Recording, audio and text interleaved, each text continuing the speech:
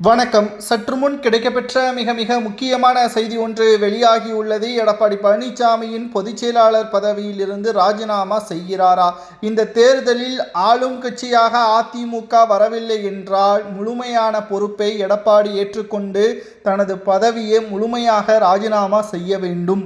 மக்களவை தேர்தலில் அதிமுக தோல்வியடைந்த பொழுது தொண்டர்கள்தான் களப்பணிகளை செய்யவில்லை என்று தொண்டர்கள் மீது பழி போட்ட எடப்பாடி இந்த சட்டசபை தேர்தலில் அப்படி செய்ய முடியாது.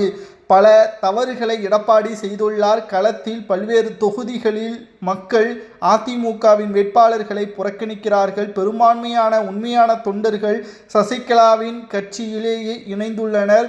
அவர்களது வேட்பாளர்களை ஆதரித்து தென்னைந்தோப்பு சின்னத்திற்கு வாக்குகளையும் சேகரித்து வருகிறார்கள். தற்பொழுது இருக்கக்கூடிய பிரச்சனைகளுக்கு மத்தியில் சசிகலாவின் கட்சியும் இருப்பதால் அதிமுகவின் நிலைமை சற்று இக்கட்டான சூழ்நிலைதான். சசிகலா இல்லாமலே அதிமுகவை வெற்றியடைய வைப்பேன் என்று எடப்பாடி கூறியிருந்தார். அவர் கூறியதுபடி நிறைவேற்றவில்லை என்றால் உடனடியாக அவரது பதவியை ராஜினாமா செய்ய வேண்டும் என்று கிளை நிர்வாகிகள் அந்தர்பல்ட்டி அடித்துள்ளனர். அவர்கள் கேட்கக்கூடியதும் சரிதானே. எடப்பாடி பழனிசாமி அவர்கள் அதிமுகவை 2021 சட்டசபை தேர்தலில் வெறும் 3.5% வித்தியாசத்தில் தோல்விற்கு காரணம் அப்பொழுது சசிகலாவையும் டிடிவி தினகரனையும் கூட்டணிக்கு வைக்காததுதான்.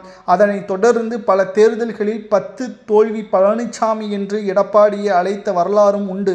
இப்பொழுது கூட எடப்பாடி பிரச்சாரத்தின் பொழுது பெரும்பான்மையான தொண்டர்கள் யாரும் வரவில்லை. 5 நிறுவனங்கள் நடத்திய கருத்து கணிப்பில் சுமார் 80 முதல் 90 இடங்களில் அதிமுக மிகப்பெரிய ஒரு தோல்வியை தழுவும் என்ற கருத்துக்களையும் வெளியிடப்பட்டு வருகிறது. இந்த தேர்தலில் எடப்பாடி பழனிசாமி அவர்கள் தோல்வியை தழுவினால் உடனடியாக அதிமுகவின் பொதுச் செயலாளர் பதவியிலிருந்து எடப்பாடி தானாக முன்வந்து ராஜினாமா செய்ய வேண்டும். இல்லை என்றால் அதிமுகவின் தலைமை அலுவலகத்தில் தொண்டர்கள் ஒன்று கூடுவார்கள். அது மிகப்பெரிய ஒரு சிக்கலை ஏற்படுத்தும். அரசியல் களத்தில் ஒரு திருப்புமுனையாக மாறும் என்றும் எச்சரிக்கை செய்துள்ளனர். அதிமுகவின் உண்மையான தொண்டர்கள் கூறுவது சரியா தவறா என்பதை கமெண்ட் வாயிலாக கூறுங்கள். அது மட்டுமல்ல, சில வேட்பாளர்கள் கோவை மண்டலத்தை சார்ந்தவர்களாகவும் பணக்காரர்களாகவும் எடப்பாடிக்கு வேண்டியவராகவும் இருக்கிறார்கள்.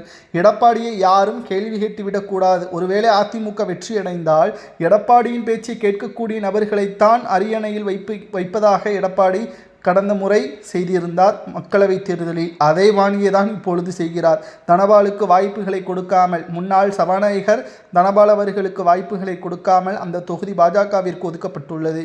தாழ்த்தப்பட்ட சமுதாயத்தை அவமானப்படுத்தும் விதமாகவும் எடப்பாடி செய்கிறார் என்ற குற்றச்சாட்டுகளும் முன்வைக்கப்பட்டு வருகிறது.